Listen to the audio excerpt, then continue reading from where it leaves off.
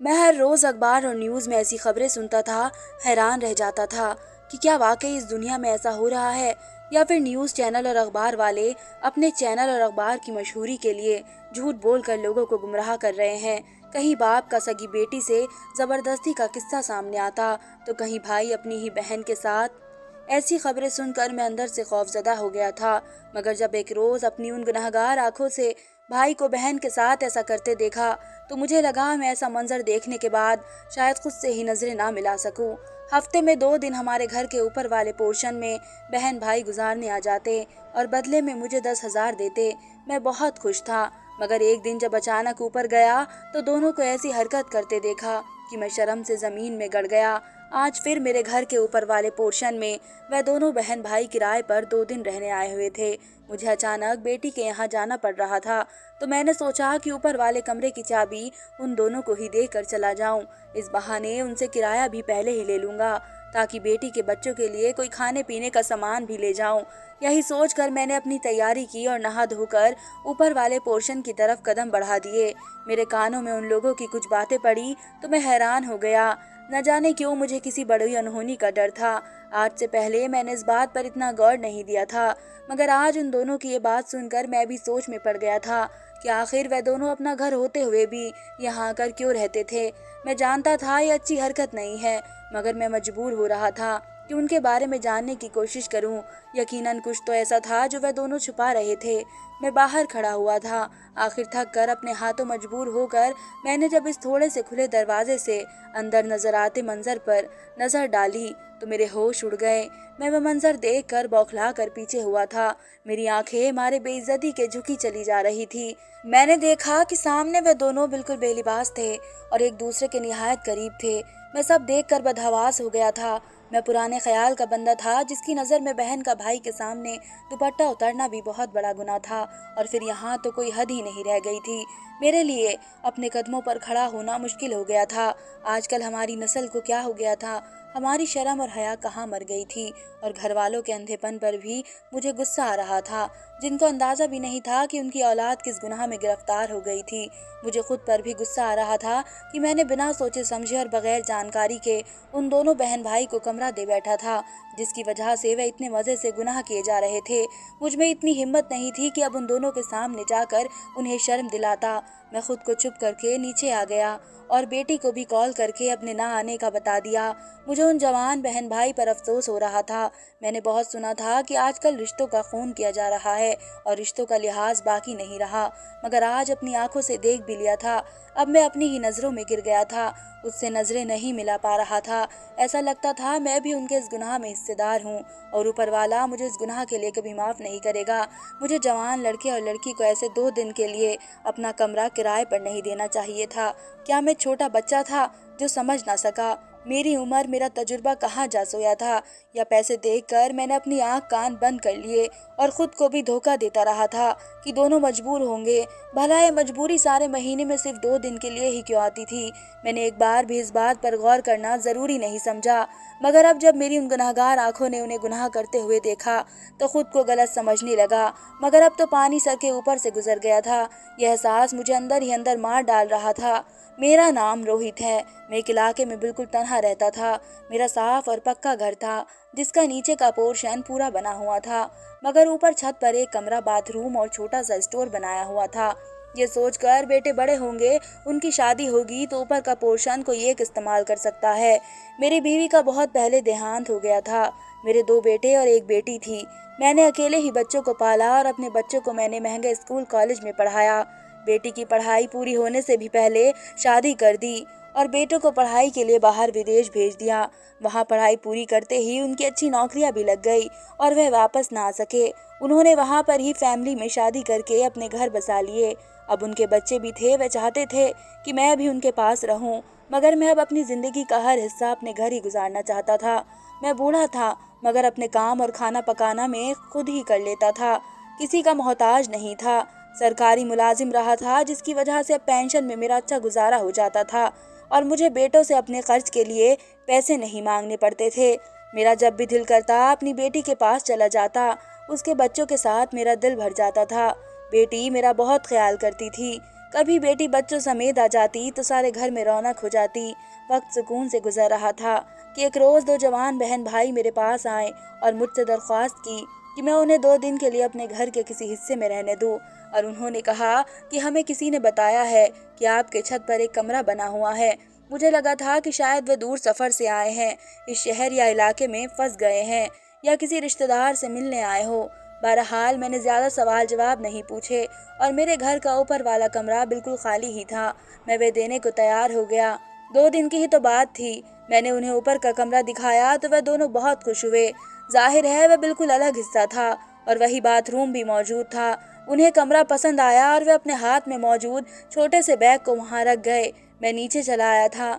मैंने वे कमरा किराए लेने की जरूरत से नहीं दिया था, क्योंकि मेरे ख्याल में सिर्फ 2 दिन किसी के रहने से फर्क नहीं पड़ता था।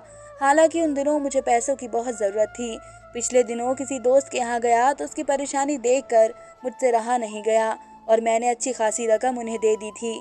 मेरा दोस्त बहुत बीमार था और गरीब था। उसके बेटे भी उसके साथ नहीं रहते थे।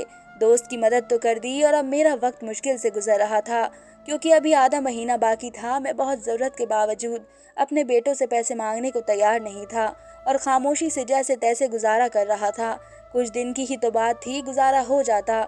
इतने से पैसों के लिए बेटों के सामने हाथ फैलाता अच्छा नहीं लगता। जब अब तक उनसे पैसा नहीं मांगा तो अब भी नहीं मांगूंगा। उन दोनों बहन भाई के आने से मुझे कोई मसला नहीं हुआ। उन्होंने मेरी जिंदगी में दखल अंदाजी नहीं की और अपने काम से काम रखा। वह दोनों अपने खाने पीने का इंतजाम भी खुद कर रहे थे। 2 दिन में बात के मुताबिक नीचे रहा। जब बाहर जाता तो नीचे वाले पोर्शन को ताला लगा देता था, क्योंकि आज के इस दौर में जहाँ पर भेष बदल कर लोग सबको लूट रहे हो, ऐसे में एहतियात जरूरी था। और वहाँ के हालात तो वैसे भी खराब ही रहते थे, मगर वह दोनों बहन भाई ऐसे लगते नहीं थे। 2 दिन बाद वे बहन भाई जाने लगे तो लड़के ने मुझे शुक्रिया कहा और 10,000 किराया पकड़ा दिया। मैं 2 दिन के लिए इतना ज्यादा पैसे देखकर हैरान और परेशान रह गया था। मेरी बौखलाहट पर उस लड़के ने मुझे पैसे रखने की दरख्वास्त की और कहा कि उन पर एतबार कर लें और घर में जगह देने के लिए ये पैसे बहुत कम हैं। उसने बताया कि वह जाने कितने इलाकों में घूम चुके थे, मगर कोई भी उन्हें जगह देने को तैयार नहीं हुआ था, जबकि मैंने बिना कोई सवाल किए उन्हें कमरा दे दिया था। शायद मुझे इसी अच्छे दिल का नतीजा मिला था कि मैंने मुश्किल वक्त में उन्हें अपने घर रहने को दिया और ऊपर वाले ने मुझे ज़रूरत से ज़्यादा दे दिया था। मैंने जिद नहीं की और वे पैसे ले लिए। और मैं जो परेशान था कि मेरी पेंशन पहले से पहले ख़त्म हो जाएगी, अब ये पैसे मिलने पर मैं खुश और बेफिक्र हो गया। अभी इस वाक़ये को बमुश्किल महीना भर गुजरा होगा कि वही दोनों बहन भाई फिर से आ गए। मैं उन्हें देखकर हैरान हुआ था। मेरे मुताबिक तो पिछली मर्तबा वे बाई चांस मेरे घर आए थे, मगर इस दफ़ा बाकायदा मेरे घर आना मुझे उलझा गया था। मुझे लगा कि शायद वे बस मुझसे मिलना चाहते हैं। मैंने उन्हें घर में बैठाया और हालचाल पूछने लगा। बातों बातों में मेरा सवाल पर वह लड़का बोला कि उन्हें पिछली बार की तरह इस दफ़ा भी 2 दिन के लिए कमरा चाहिए। इस बार मैंने उनसे पूछा कि दोनों बहन भाई होकर अपना घर छोड़कर यहाँ क्यों रहने आ जाते हो। तब लड़की ने बताया कि वह दोनों अलग अलग हॉस्टल में रहते हैं और 2 दिन छुट्टी मिलती है तो वह उस वक्त एक दूसरे के साथ रहना चाहते हैं। हमारे माँ बाप इस शहर में नहीं हैं। मैंने उनकी बात का यकीन कर लिया। मैंने ये सुनकर सर हिला दिया। वे अच्छे और सुलझे हुए लग रहे थे। मैं भी बात की गहराई में नहीं गया। जाहिर है भाई बहन ही थे, वरना क्या जरूरत पड़ी थी उन्हें झूठ बोलने की। मैंने उन पर एतबार करके ही तो गलती की थी, जिसका मुझे कभी भी अंदाजा ही नहीं हुआ था। मैंने इस बार भी उन दोनों को ऊपर का कमरा खोल कर दे दिया और वे ऐसी खामोशी के साथ वहां रहने लगे। 2 दिन के बाद जब वे जाने लगे तो इसी तरह 10,000 किराया मुझे पकड़ा कर चले गए। फिर यह सिलसिला चल निकला था। पिछले 3-4 महीने से वह दोनों बहन भाई मेरे ऊपर वाले कमरे में 2 दिन रहते और मुझे 10,000 किराया पकड़ा कर चले जाते थे। मैं बहुत खुश था। मुझे लगता था ऊपर वाले ने मेरे लिए कमाई का जरिया खोला है। वे पैसे बचाकर मैं अपने लिए फ्रूट वगैरह ले लेता और जब भी बेटी को मिलने जाता उसके बच्चों के लिए तोहफे और खिलौने ले जाता। मैं बहुत दरिया दिल और खर्च करने वाला इंसान था, मगर अपनी पेंशन में मेरे लिए खर्च करना मुश्किल हो जाता था। मगर अब हर महीने पेंशन के साथ 10,000 भी शामिल हो चुके थे और मेरी जिंदगी जो पहले थोड़ी मुश्किल में गुजर रही थी, मगर अब मुझे बहुत आसानी रहने लगी थी। मुझे अब उनके आने पर कोई एतराज नहीं होता था। हालांकि मुझे उनका इंतजार रहता था, या शायद उनसे मिलने वाले 10,000 का इंतजार रहता था। बैठे बिठाए मुझे 10,000 मिल जाते थे। ये बहुत बड़ी गनीमत थी। यह सिलसिला न जाने कब तक चलता रहता। उस दिन मैं छत पर चला गया जब से मैं उन्हें कमरा देने लगा था। ये बिल्कुल पहली बार हुआ था। कि मैं ऊपर गया, मेरे हमेशा नीचे रहने की वजह से वे दोनों बहुत आराम से पूरी छत इस्तेमाल कर रहे थे और शायद यही वजह थी कि वे दोनों कमरे का दरवाज़ा भी बंद करना भूल गए। मैं उन दोनों की हकीकत देखकर जब नीचे पहुंचा तो मेरा वजूद शर्म और हया से कपकपा कर रह गया था। मैं एक जगह चुपचाप बैठा रहा। अब तक जितने भी पैसे उन दोनों से लेता रहा वे मुझे बुरी तरह से डस रहे थे। जब इस लड़के ने पहली बार मुझे बताया था कि उन्हें कहीं कमरा नहीं मिल रहा था, तब मैंने सोचा था कि लोग बेरहम हो चुके हैं जो किसी की मजबूरी में उसके काम नहीं आते। अब मुझे समझ आ रही थी कि लोग बेरहम नहीं बल्कि समझदार हुए हैं। उन्हें अंदाजा हो गया होगा कि लड़का लड़की घर से भागे हुए हैं या किसी गलत नियत से रहने आए हैं। मेरी अकल पर पत्थर पड़ गए थे। सोच सोच कर मेरे दिमाग की रगें फटने के करीब आ गई थी। अगर इस रोज मैं भी कमरा न देता तो शायद वे दोनों घर लौट जाते और इस खुल्लम खुल्ला गुनाह के बारे में नहीं सोचते। मगर मैंने उन्हें आसानी दी थी, छूट दी थी कि वह खुलकर ये गुनाह करते रहे और मुझे पैसे देकर खुश करते रहे। मुझे खुद से शर्मिंदगी होने लगी। हालांकि सच साफ जाहिर था कि मैं इस बात से अनजान था, मगर मेरी गलती ज़रूर थी कि मैंने उनसे उनके बारे में सवाल नहीं किए। मैंने नहीं पूछा कि अपना घर होने के बावजूद भी वह दोनों हर महीने मेरे पास रहने क्यों आते थे। अभी दिन का वक्त था और मैं जानता था वह लड़का बाजार जाने के लिए नीचे आएगा। मैं खामोशी से इंतजार कर रहा था। वह लड़का बाहर से खाना लाने के लिए निकले तो मैं इस बात करूं। शायद अब फायदा नहीं था, मगर मैंने सोच लिया था उन दोनों को अभी घर से निकाल दूंगा और वापस कभी ना आने को कह दूंगा। मुझे उम्मीद थी कि शायद आइंदा के लिए उन्हें जगह ना मिले तो वह सुधर जाए और इस गुनाह से बाज आ जाए। मगर एक बार जब गुनाह की लत लग जाए तो आसानी से नहीं छूटती। इस दिन भी मेरा इरादा सिर्फ दरवाजे से ही बात करके लौटने का था, मगर मेरे दरवाज़ा बजाने से पहले ही मेरे कानों में उन दोनों की सरगोशी में कई बातें पहुंची तो उनके अल्फाजों पर मैं बुरी तरह से हैरान रह गया था। वह लड़की बोल रही थी कि माँ पापा को यही लगता है मैं हर महीने 2 दिन का कॉलेज की तरफ से फील्ड ट्रिप पर जाती हूँ। मेरी तरफ से तो कोई मसला नहीं, मगर तुम क्या बोलकर घर से आते हो? लड़की का सवाल मुझे खटक गया था। वह घर वालों से छुपकर यहाँ क्यों आते थे? इस बात ने मुझे हैरानी में डाल दिया था। मैं भी लड़के का जवाब सुनने के लिए वही कदम रोक कर खड़ा हो गया और दरवाजे के करीब होकर कान लगाए। लड़के का जवाब भी लड़की के जवाब से कुछ मिलता जुलता ही था। वह बोल रहा था कि वह घर वालों को बताता है वह हर महीने दोस्तों के साथ घूमने के लिए निकलता है, जिसकी वजह से इस पर भी घर वालों का कोई शक नहीं जाता। अब मुझे बात हैरान कर रही थी। मुझे उन पर कोई ऐसा वैसा शक नहीं था क्योंकि वे बहन भाई थे। हाँ, मगर मुझे लगा कि शायद वे चुप कर कोई ऐसा काम कर रहे होंगे जो घर वालों ने मना किया होगा। इसकी वजह से वे घर वालों से छुप कर यहाँ आते थे और 2 दिन गुजार कर चले जाते थे। लेकिन यह तो गलत बात थी कि वे 2 दिन वहाँ गुजारते थे, कहीं बाहर भी नहीं जाते थे। बस लड़का दिन के किसी हिस्से में थोड़ी देर के लिए घर से बाहर जाता था और बाजार से खाने पीने का सामान ले आता था। मगर आज जब मैंने उन्हें गुनाह करते देखा, मेरे सर पर आसमान आ गिरा। तब से मैं खुद से जंग लड़ रहा था। शाम हुई तो मैं थक कर खुद ऊपर चला गया। छत पर सिर्फ लड़की मौजूद थी और वह भी सामने ही बैठी थी। मुझे देखकर झटपटा गई और तेजी से खड़ी होकर अपने दुपट्टे को खुद पर डालने लगी। मुझे उसकी हरकत अब गुस्सा दिला रही थी। इतनी ही शर्म थी तो उससे आगे मुझसे कुछ सोचा भी नहीं गया। मैंने कड़क लहजे में उससे लड़के के बारे में पूछा तो मुझ जैसे नरम मिजाज इंसान का कड़क लहजा सुनकर वह हैरान हो गई थी। उसे शायद मुझसे इस वक्त ऐसी उम्मीद नहीं थी। फिर जरा संभल कर बोली कि वे बाजार गए हैं, आज लेट हो गया था इसलिए अभी कुछ देर पहले गया है और वापस आने में वक्त लगेगा। वह लड़की जिस तरह से जवाब दे रही थी, मुझे वह बात बहुत नागवार गुजरी थी। मुझे उसकी उस बात पर इतना गुस्सा आया कि मैं लड़के का इंतजार किए बगैर उसी को ही गुस्से से बोला कि अपना सामान लो और जब तुम्हारा भाई पहुंचे तो उसके साथ चली जाना और आइंदा मेरे घर में तुम दोनों कदम मत रखना और अपने पैसे भी अपने पास रखना। मुझे नहीं चाहिए ये गलत पैसे। मैं सब गुस्से में बोल रहा था। मेरी बात पर वह घबरा गई और बोली, क्या हुआ बाबा, आप इतने गुस्से में क्यों लग रहे हैं? क्या हमसे कोई गलती हुई है? हमने तो कल जाना था, फिर आज क्या हुआ? अब हम रात के वक्त कहाँ जाएंगे? हमारा घर तो बहुत दूर है। मुझे उसकी आवाज़ भी बुरी लग रही थी। मैंने कहा कि गलती नहीं, गुनाह हुआ है।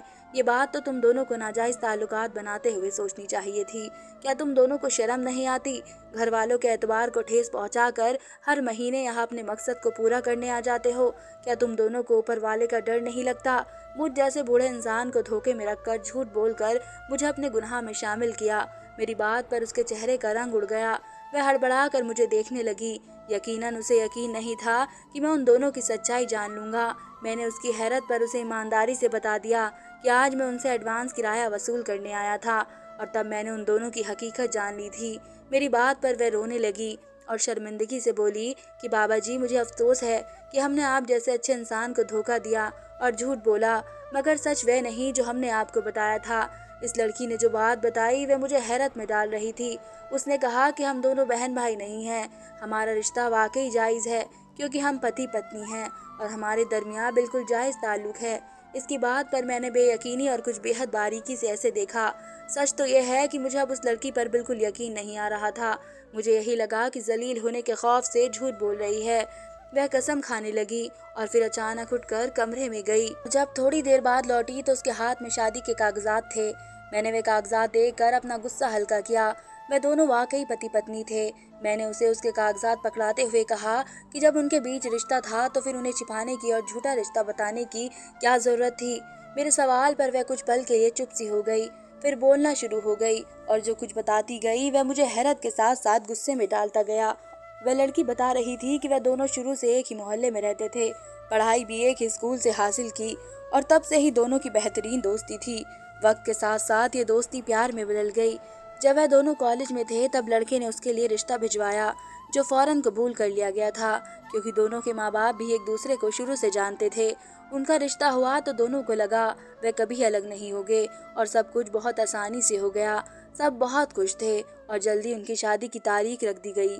मगर कुछ ही समय बाद लड़के और लड़की की माँ की आपस में किसी बात पर अनबन हो गई और बात बढ़ते बढ़ते इस हद तक पहुंच गई कि उनका रिश्ता भी खतरे में पड़ गया। लड़का और लड़की ने अपने अपने माँ बाप को बहुत ठंडा करने की कोशिश की, मगर बात बढ़ चुकी थी और एक रोज लड़की की माँ ने बाकायदा ऐलान करके वह रिश्ता खत्म कर दिया। वे दोनों इस बात से बहुत टूट फूट का शिकार हुए थे और कितने ही रोज घर वालों से बोले नहीं, रोए, खाना पीना बंद कर दिया, मगर किसी भी बात का उनके घर वालों पर कोई असर नहीं हुआ था। जब उन्होंने अपना वक्त जाया होते देखा तो कुछ वक्त के लिए खामोशी अख्तियार कर ली, मगर ठान चुके थे कि एक दूसरे को कभी नहीं छोड़ेंगे। उनकी